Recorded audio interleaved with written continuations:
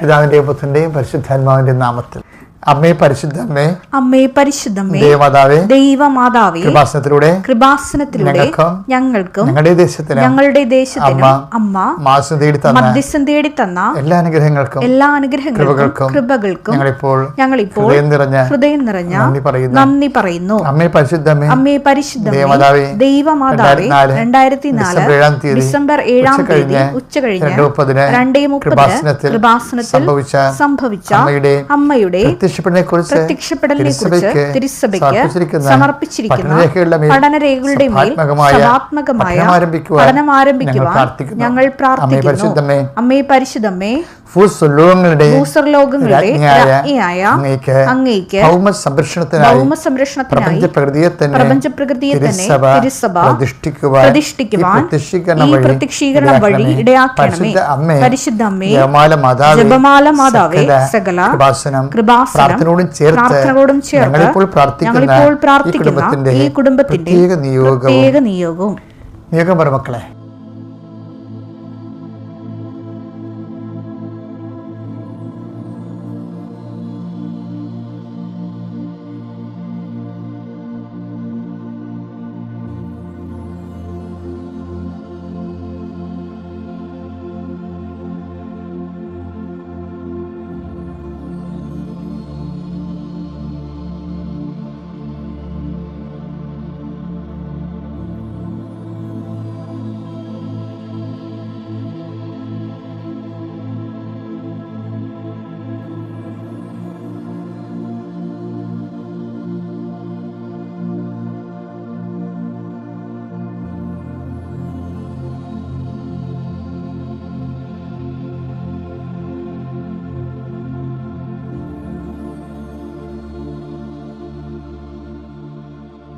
അമ്മയുടെ പ്രത്യക്ഷീകരണത്തിന്റെ അനുഗ്രഹവേളയിൽ ഞങ്ങൾക്ക് സാധിച്ചു തരുവാൻ കനിയണമേ.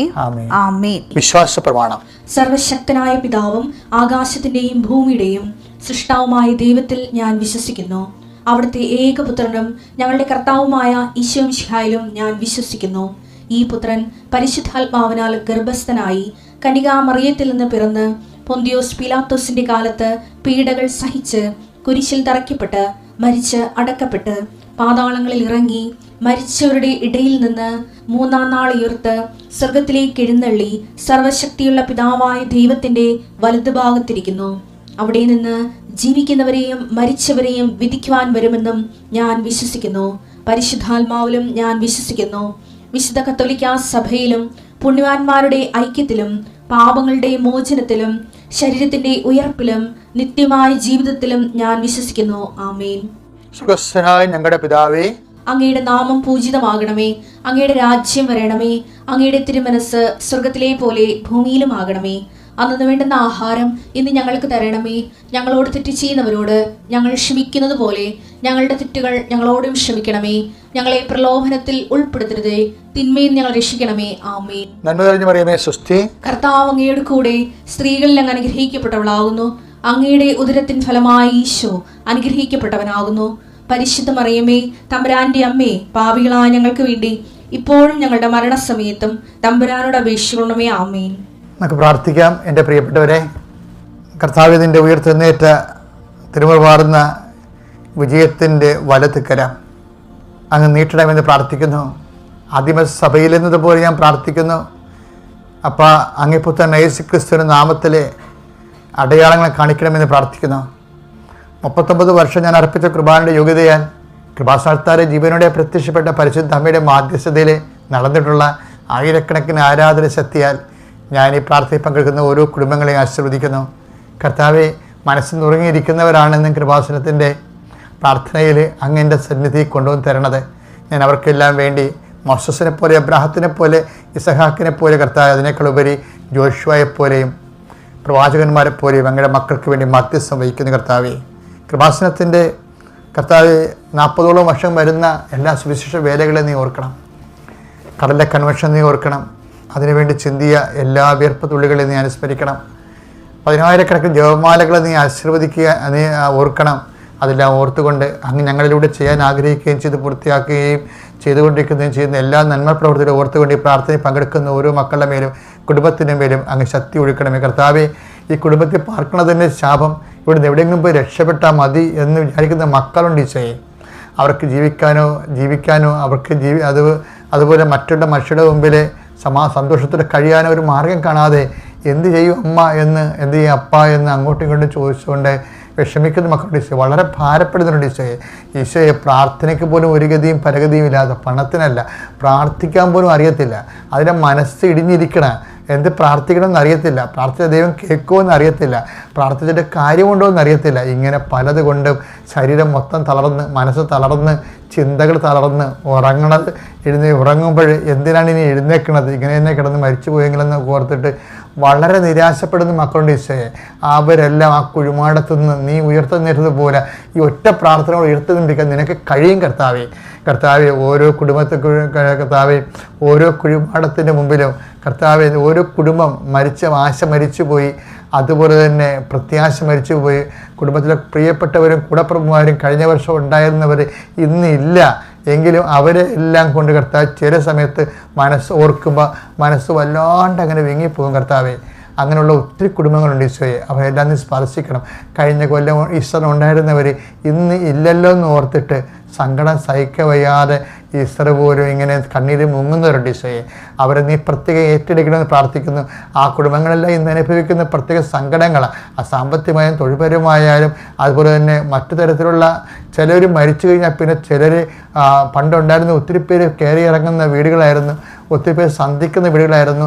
ഇപ്പോഴൊച്ചു പോലും ചോദിക്കാത്ത രീതിയിൽ വിഷമിച്ചിരിക്കുന്ന കുടുംബങ്ങളിലേക്ക് കർത്താവ് ഈ ഈസ്റ്ററിന് നീ കയറി ചെല്ലണമേ. അവിടെ മരിച്ച മനസ്സുകളെ അവിടെ മരിച്ച എല്ലാ ഇച്ഛാശക്തികളെ അവരെന്തിനും ജീവിക്കണമെന്ന് ഓർത്തിട്ട് സങ്കടപ്പെട്ടിരിക്കുന്ന വിഷയങ്ങളിൽ കർത്താവിൻ്റെ ശക്തിയിലേക്ക് പ്രവർത്തിക്കട്ടെ. കർത്താവ് തിരുരത്വത്തിൻ്റെ ശക്തിയിൽ പ്രവർത്തിക്കട്ടെ. കർത്താവിന് ഉയർത്തുനിൽപ്പിൻ്റെ ശക്തിയാൽ അങ്ങനെയുള്ള നിരാശപ്പെട്ടിരിക്കുന്ന, സങ്കടപ്പെട്ടിരിക്കുന്ന, ജീവിതം തീർന്നു എന്ന് വിചാരിക്കുന്ന എല്ലാ മക്കളും ഈ ഒറ്റ പ്രാർത്ഥന കൊണ്ട് ഇന്ന് മുതൽ എല്ലാം തുടങ്ങി വെക്കാനും അവിടെ കൂടെ കൂടാൻ പരിശുദ്ധ അമ്മ ദേവമാതാവ് കൃപാസ്ഥാനത്താരെ ജീവനോടെ പ്രത്യക്ഷ പരിശുദ്ധ അമ്മ ദേവമാതാവിനെ ഈ പ്രാർത്ഥനയെ അയക്കുന്നു. കർത്താവ് നിന്ന് സന്ധിക്കുകയും സമാശ്വസിപ്പിക്കുകയും പുതിയൊരു ജീവിതവും പ്രത്യാശയും നൽകുകയും ചെയ്യട്ടെ. നിത്യപിതാവും പുത്രനും പരിശുദ്ധാത്മാശ്വരീശ്വരം നീക്കുവാമേ.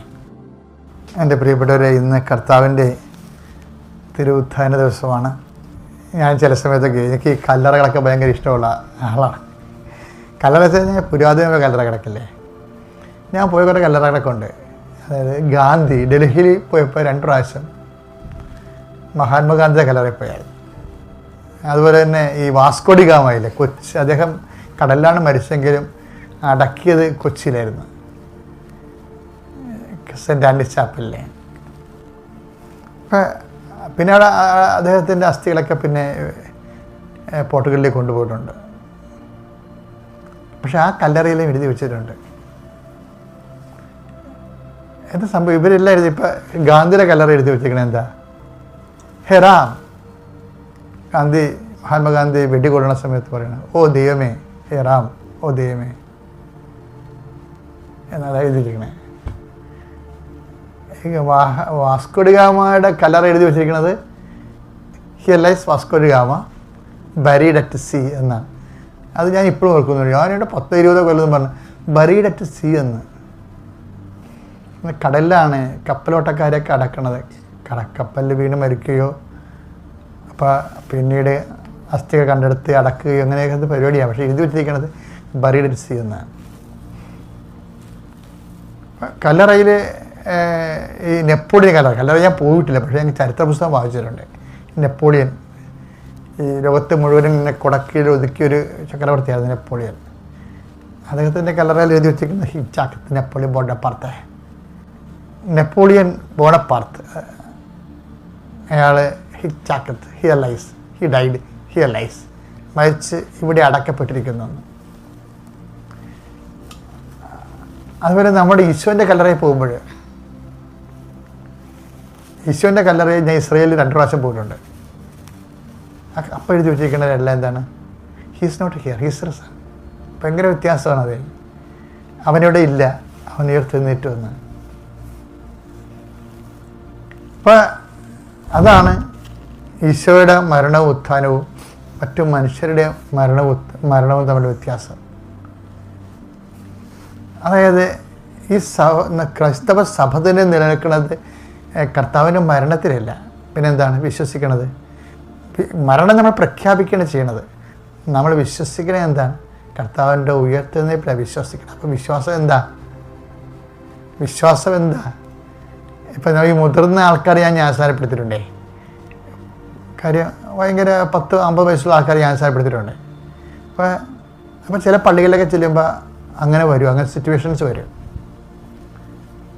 അവരിപ്പോൾ കല്യാണം കഴിക്കാതെ താമസിക്കുന്നു, അക്രൈസ്തവരെ കല്യാണം കഴിച്ച് കൂദാശ ചെയ്യാതെ താമസിക്കുന്നു.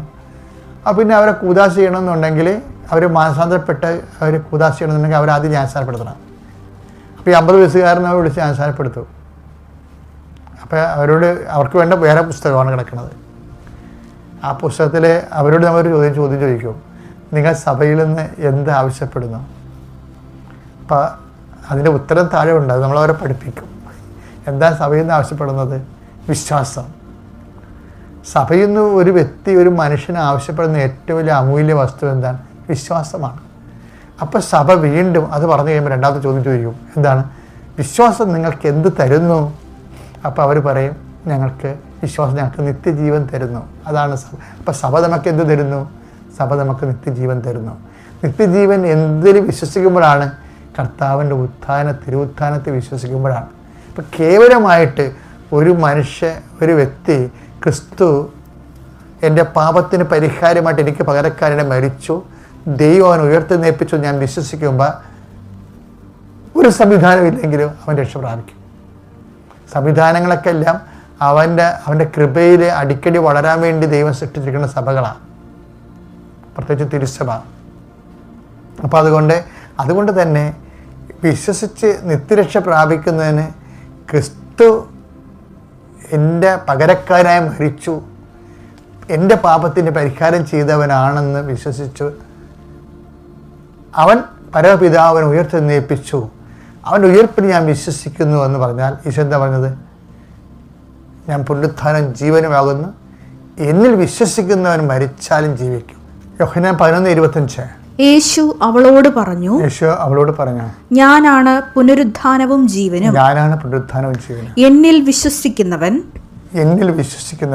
മരിച്ചാലും ജീവിക്കും.